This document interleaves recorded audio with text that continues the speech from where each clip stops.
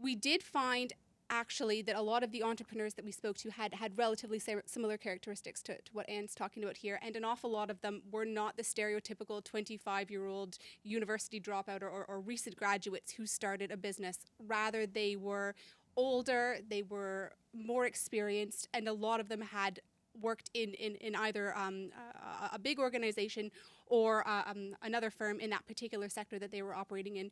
We also saw that an awful lot of these firms spun out of other organizations through management buyouts and management buy-ins.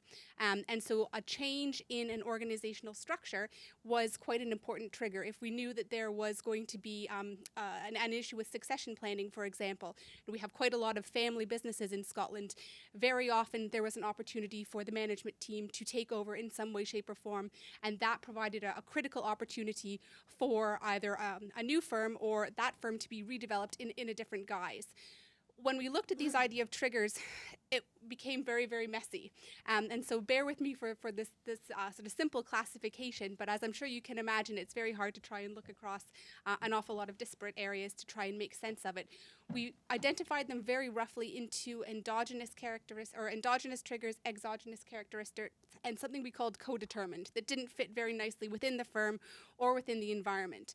And we identified in terms of sort of endogenous changes, things like new product development, new market development, all the things that we would expect to see as having some kind of impact on firm development and performance.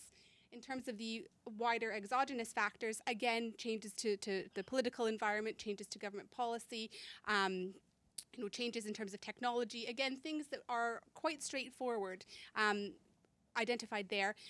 We saw as a trigger for a change in terms of growth patterns a lot of things that didn't fit neatly. And these are things like entering into an acquisition.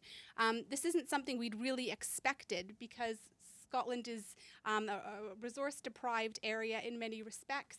We have a lot of small firms. We don't have the same access to entrepreneurial finance networks that you have down in London, and yet we noticed an awful lot of these firms were undertaking acquisitions, and this was providing a critical opportunity for firms to develop, to grow, and to scale.